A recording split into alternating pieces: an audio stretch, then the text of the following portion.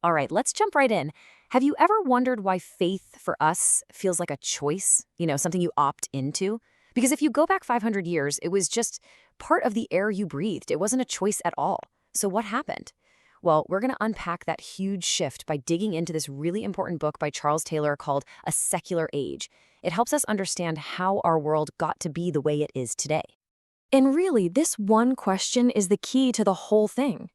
The answer isn't as simple as, oh, we just got smarter, or science came along and solved everything. Nope. According to the philosopher Charles Taylor, it's much deeper than that. The entire operating system of our reality got a complete reboot. So what exactly changed? Well, in a word, everything. Our whole mental model of the universe.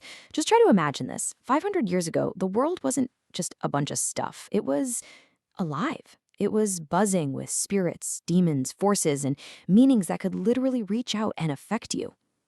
Compare that to today, where we see the world as mostly matter and energy, all governed by these impersonal scientific laws. It's a colossal shift in how we fundamentally experience reality.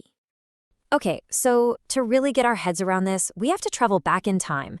Let's start by exploring that first operating system, this enchanted world, and just as important, the kind of person who lived inside it. And that person had what Taylor calls the porous self. Now, what does that mean? Well, imagine your mind isn't a private fortress, all sealed up. Instead, it's porous. It's open to the world around you. So spirits could literally flow in, a holy relic could actually physically heal you. And your emotions? They weren't just your feelings. They were seen as external forces acting on you. Here's a perfect example to make this real. For someone with a porous self, feeling down, what they called melancholy, it wasn't just a psychological state. No, it was a physical substance called black bile that was literally inside your body. So you couldn't just say, I feel sad. It was more like you were in the grip of this external thing.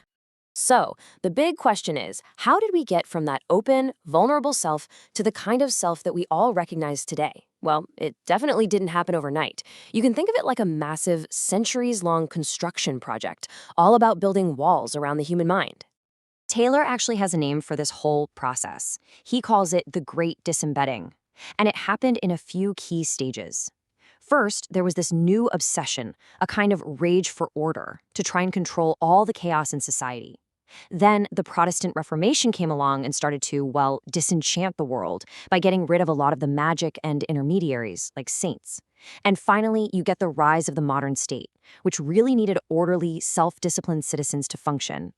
Every single one of these steps built that wall around the self a little bit higher. And the end result of all that construction work? That's us, the modern individual.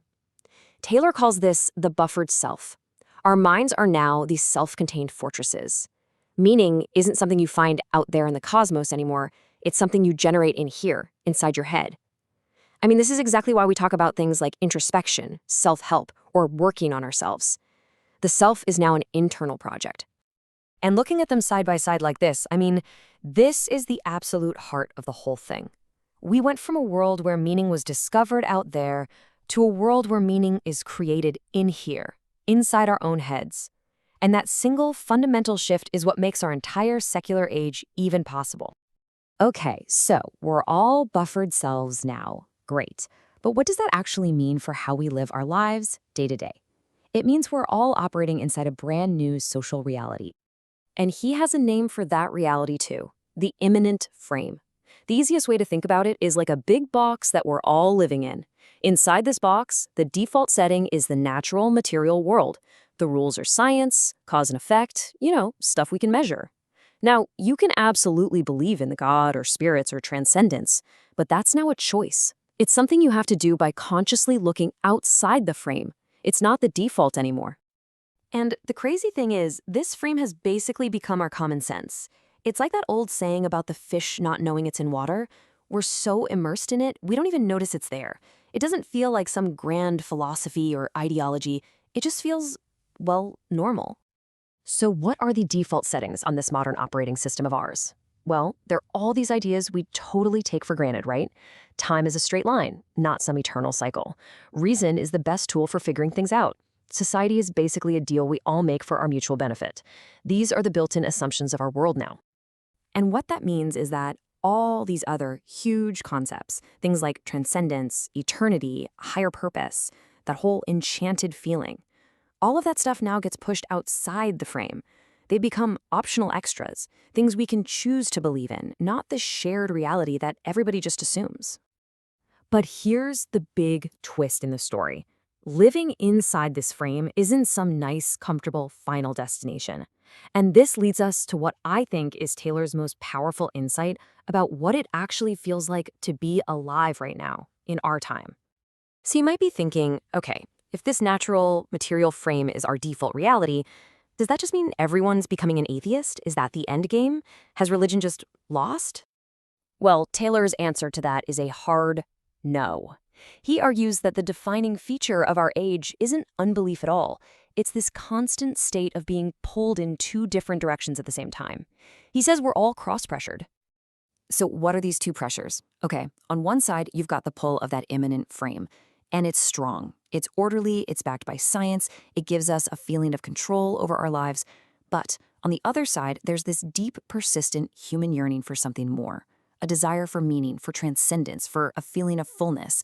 It's that nagging suspicion that a world with only material stuff in it feels a little bit flat.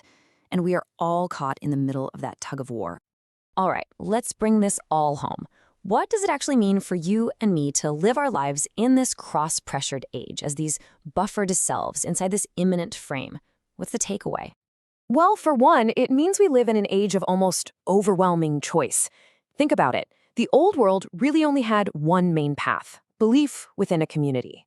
But now, that cross-pressure has created what Taylor calls a nova effect, a massive explosion of different spiritual options. You've got everything from strict orthodox religion to committed, exclusive humanism, and a million different spiritual but not religious options in between.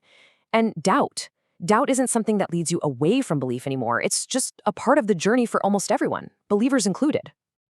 And this is exactly why Taylor describes our age as deeply cross-pressured.